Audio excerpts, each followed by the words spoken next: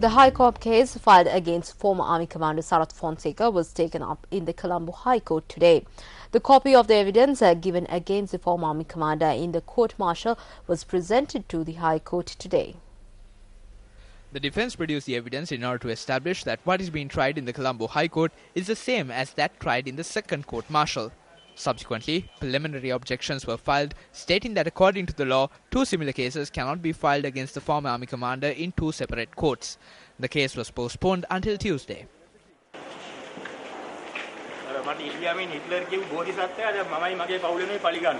Revenge is being taken against me and my family by the holy person who called me Idi Amin and Hitler. We will somehow eradicate this corrupt political culture and create a people-friendly culture. Join us. If we don't change this system, the people will become slaves.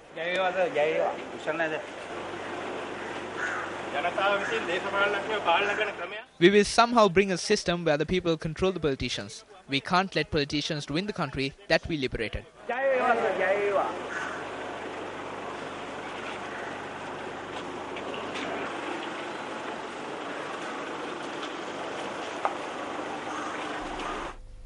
Meanwhile, a media briefing was convened by the wife of former Army Commander Sarath Fonseca, Anoma Fonseca, today.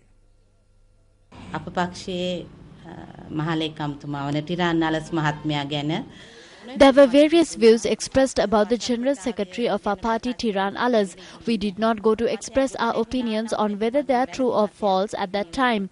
If any wrong opinions were expressed with regard to him, I urge you to rectify them.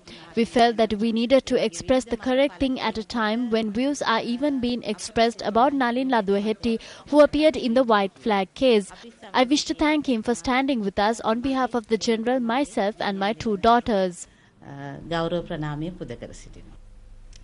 Well, Canada's Minister of Foreign Affairs John Baird has told MPs at the Commons Foreign Affairs Committee that Sri Lanka needs to be accountable for serious allegations of war crimes during the civil war. Foreign Minister John Baird's comments came after the Canadian Prime Minister Stephen Harper publicly criticised Sri Lanka's human rights record during the Commonwealth meeting in Australia in October. Baird said yesterday that 2 years since the end of the war, there has been no meaningful attempt at a reconciliation with the Tamil minority, adding that there is a growing authorization trend by the Sri Lankan government.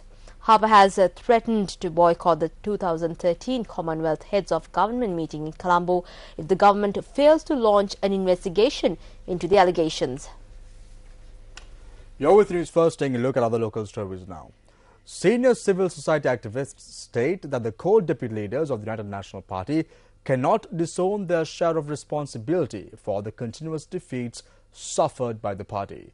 They point out that the UNP has had a history where many second-tier leaders had continuously challenged leadership to deliver results.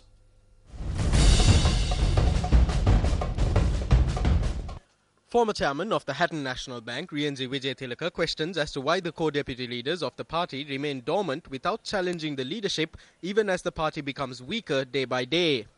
The people of this country, including the UNP supporters, are watching with disgust and dismay the behavior of the party leadership in taking this party down and down and down to destruction. The biggest question the people are asking is, why is this party being allowed to be carried to this downward trend in the destruction by just one man with a couple of people around him? We all know that there are two deputy leaders in this party. The two deputy leaders and other seniors who know what is right and what is wrong should now come forward from their fearful position and come out and tell the leader. They must summon an emergency working committee meeting and tell the leader, look here, what you are doing is wrong. What you are doing is unfair. Our party is going down the drain. You must immediately take immediate action to remedy this place. Otherwise, tell the leader straight, please go away and allow us to save this party in fairness to the thousands of supporters we are having. I feel the two deputy leaders should use their powers in the way that Gamini Dissanayake used it in the 90s when D.B. Wijetunga and Ranil Wickremesinghe was above him. He fought his way through and told them, to save the party, I am coming forward.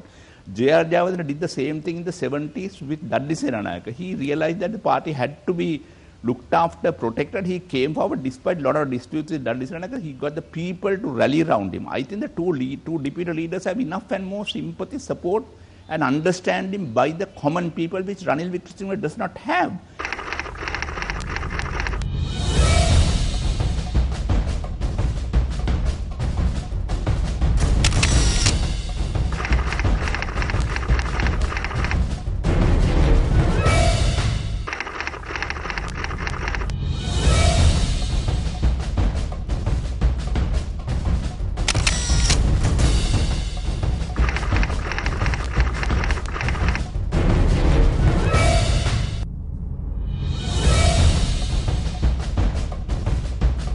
That's why they should realize this is the time for us to come forward in order to save the party and save the country from, and the democratic system in this country. We require two strong parties.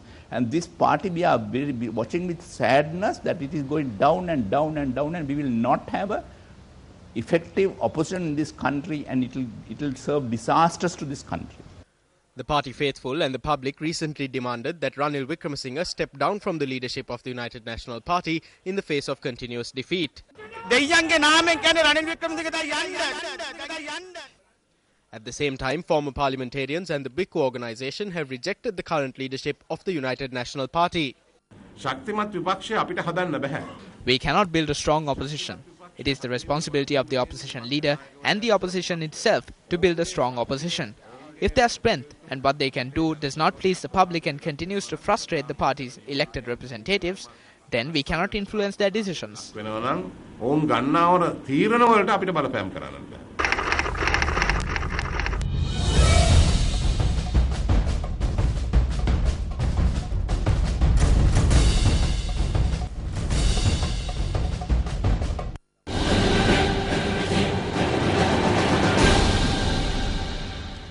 At the commencement of parliamentary proceedings today, UPFA parliamentarian AHM Azbar made a special proposal with regard to Mathura district parliamentarian Buddhika Pathirana. I think Honorable Buddhika Pathirana has entered a meeting upstairs yesterday and he was asked to get out of the hall. I am only raising this question to find out from the chair, sir, whether it falls within the privilege of a member of the House. Unfortunately, John Amaratunga is not here. In order to raise a privilege issue, you have to inform the speaker in advance. No, I am only raising this, sir. Will you raise it the proper way tomorrow? We will take it up and was he thrown out of the room? ගරු නියෝජක කතානායකතුමනි මම ප්‍රශ්න අහනවා එකම මගේ වරප්‍රසාද සහ මගේ අයිතිවාසිකම් Honorable Speaker, I will ask the question regarding my privileges. I can look after that. I do not need the help of the government now or in the future. ආධාර දෙන අයට ආධාර දී ගන්න. If you want, you can support me, but I stand on my own strength and I can stand on my own two legs. We are village people. We do not bend. නැමෙන වැල් පැපොල් නෙමෙයි. කමන්නේ. මට මම විතරක් හිටියත් ඇති. මට ධෛර්යය තියෙනවා. Now, tensions rose in Parliament during the committee stage debate today when UNP parliamentarian Dayasri Jayasekara brought up the issues surrounding the Mattala International Airport. We know that development in the country is centered around Hambantota. To go north or in any other direction, we will have to go through Hambantota. When the Mattala airport comes up, people in Katunayaka will have to go to Mattala. The poor mother from Kahatagasdigiliya in Anuradhapura has to go to Mattala and then 2 days later has to come back to Kahatagasdigiliya. The flight to Dubai is 1.5 hours, but the trip to Kahatagasdigiliya is another 2.5 days. This is development. Airports must be built close to Colombo only and not in Mattala. Everything for Colombo. This is the policy of the UNP.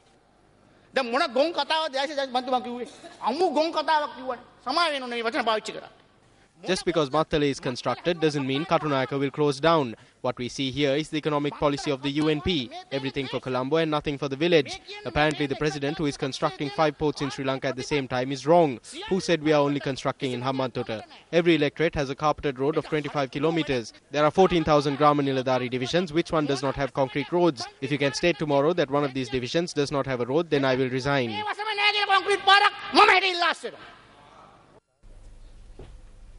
The time now for Action TV.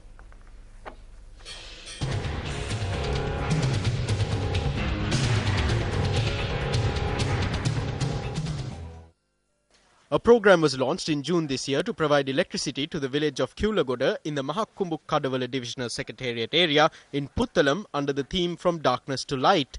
This program was implemented in a hurry with money allocated from the Ministry of Economic Development.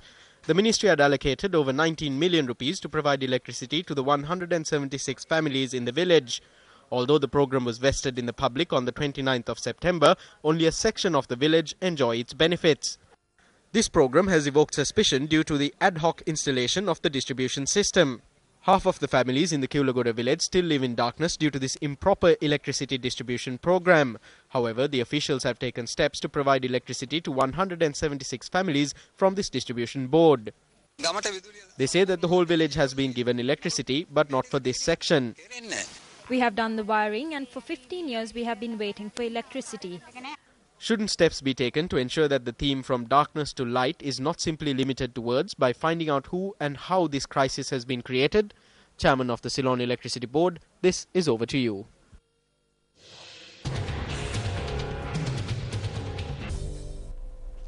Good evening and welcome to Sports First. Ravi Rampal scored an unbeaten 86 runs off 66 balls to help West Indies post a total of 269 runs for the loss of 9 wickets in the allotted 50 overs in the second one-day international against India in Visakhapatnam. Rampal's score of 86 is the highest by a number 10 batsman in ODIs. Indian skipper Virender Sehwag won the toss and elected to field first. Lendl Simmons made 78 runs at the top, but the rest of the batsmen disappointed with low scores.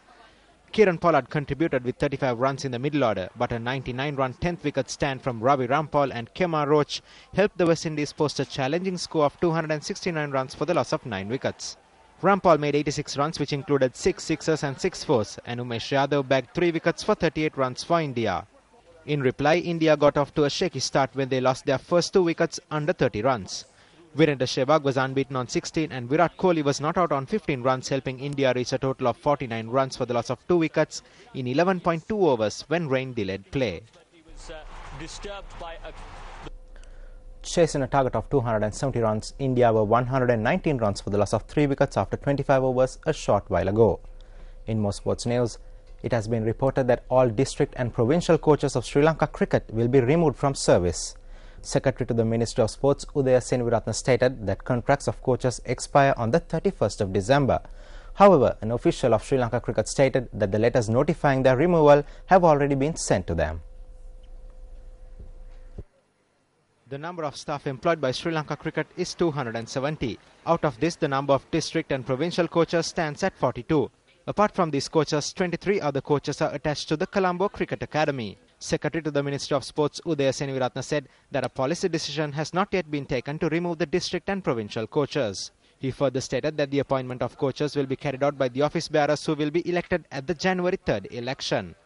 By removing them, there is a possibility that the standard of cricket in this country will further deteriorate. They are good coaches.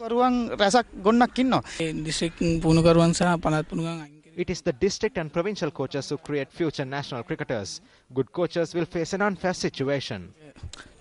It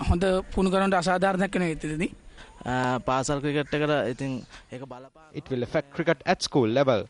There were coaches who worked hard and ones who did not.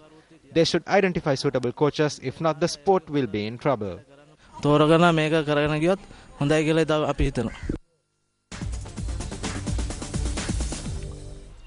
to keep yourself up to date with regard to all the stories that we're following right here on News First, log on to www.newsfirst.lk. I'm Shamir Rasooli. And I'm Gayatri Gunratna. Have a great weekend ahead. Good night.